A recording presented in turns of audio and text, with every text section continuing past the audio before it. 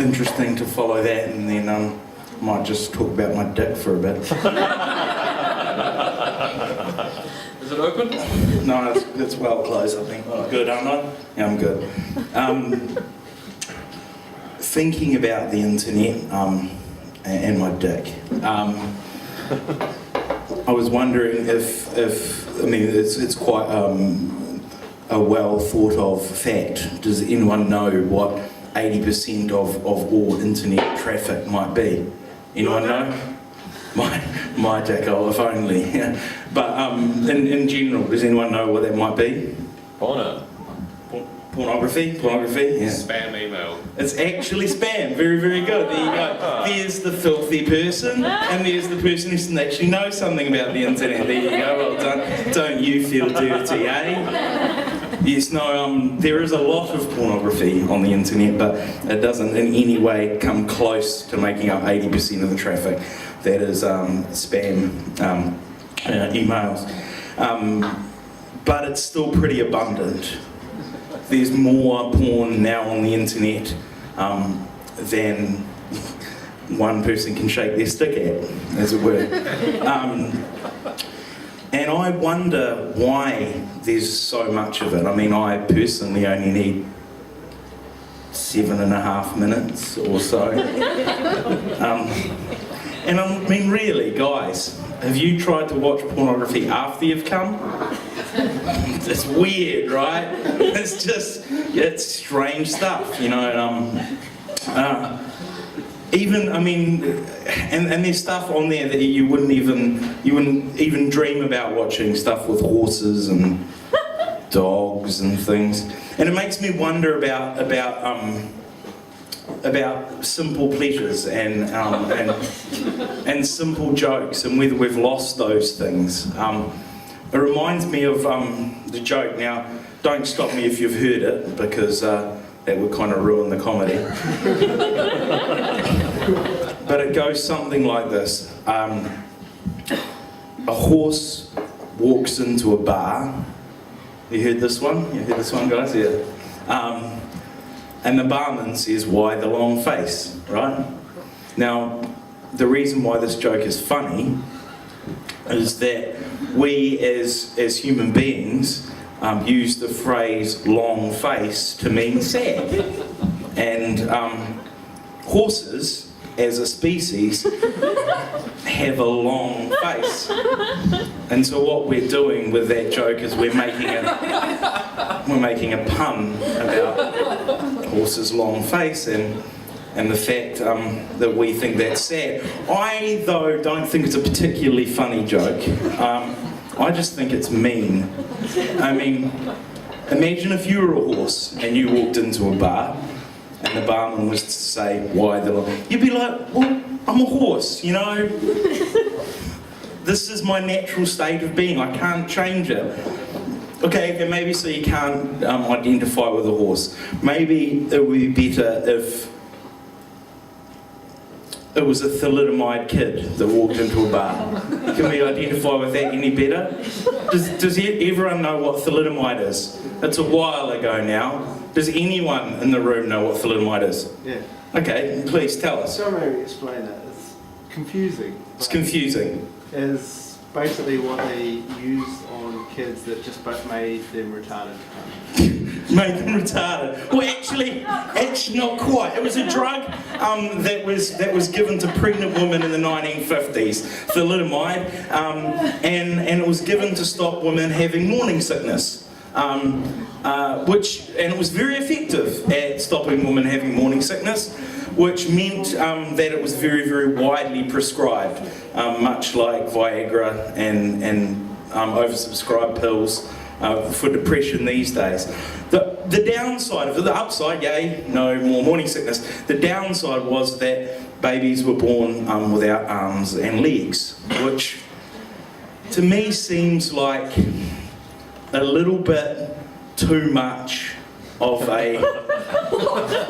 I mean, realistically, a little bit of morning sickness or a kid that looks like Crab Boy. I mean, what are you going to go for, right? So there's that kid.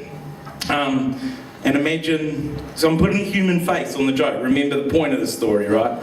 One of those children, a little my kid, walks into, hops into a bar, and the barman says something like, "Oh, I hope you're not going to cause any trouble, are you?" And then he goes, "Well, of course not, you're armless." You see, now, the reason why that joke is funny is because I use the term armless, meaning no arms, and contrast it with the word harmless to mean causing no harm. The reason why it's not as funny as the other one is because we've put a human face on it, because it's become a meme joke. And I think that if you were to walk into a bar and a horse was to walk up and the barman was to say, "Why the long face?" I think you should leave, because that person's just being speciest.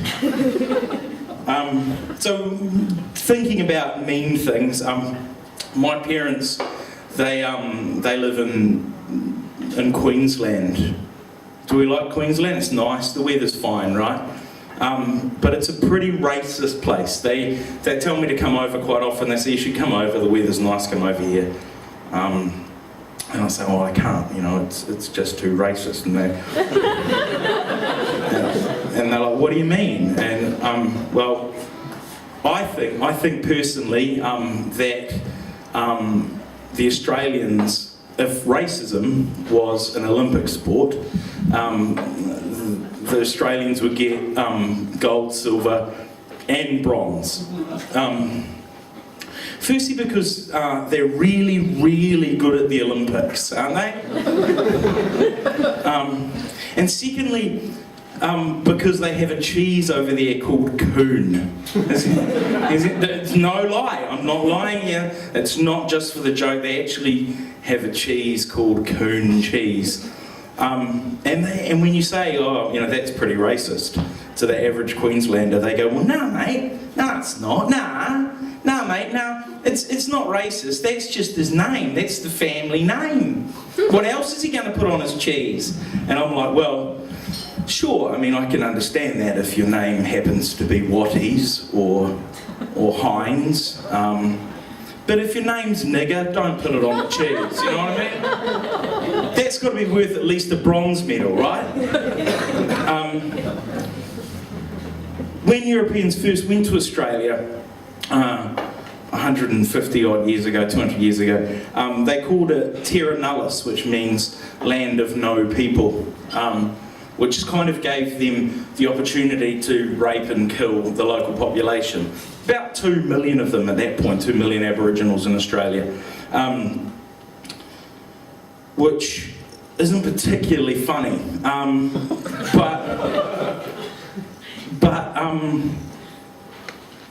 It didn't, the thing about it is that the Aboriginal people weren't given status as Australian citizens until 1977. Take that in, 1977, the year of my birth. 35 years ago was the first time that Australian Aboriginals were given status as people in Australia, which meant obviously they couldn't vote, and more importantly I think they couldn't get a passport, so they couldn't leave the country. I guess the government and powers that be thought, well, you've been here for 100,000 years and you haven't wanted to leave, so why would you now? That's got to be worth a silver medal, don't you think?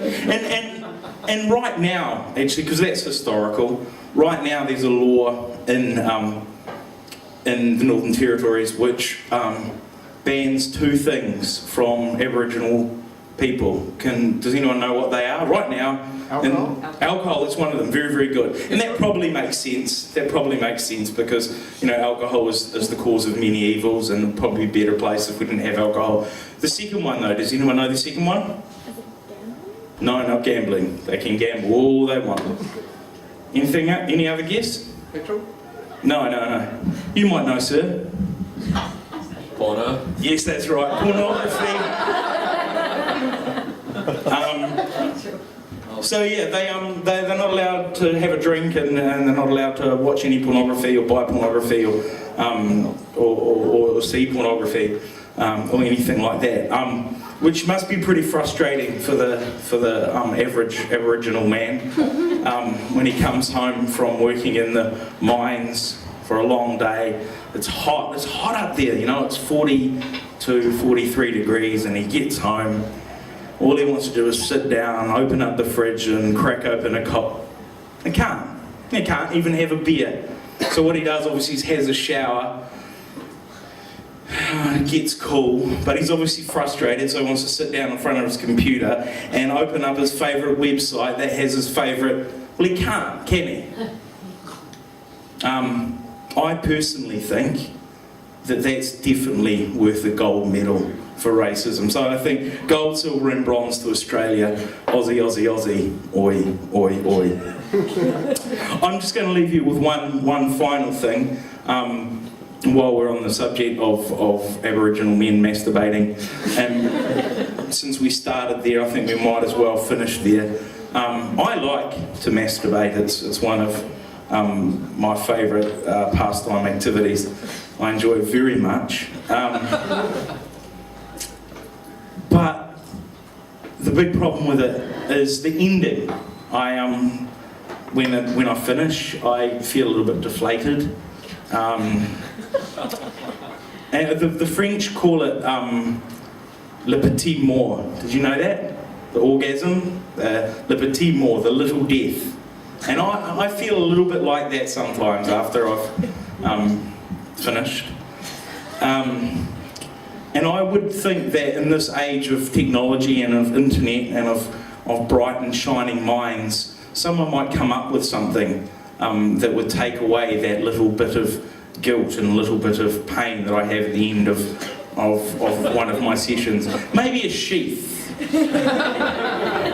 that you could slip on that had a sensor, an orgasm sensor, that when you reach your end, maybe like those ones that they have in like greeting cards. This isn't difficult technology, this is simple stuff. Slip on, put it on there, reach the end, and instead of that you normally get, a little microphone goes, yay!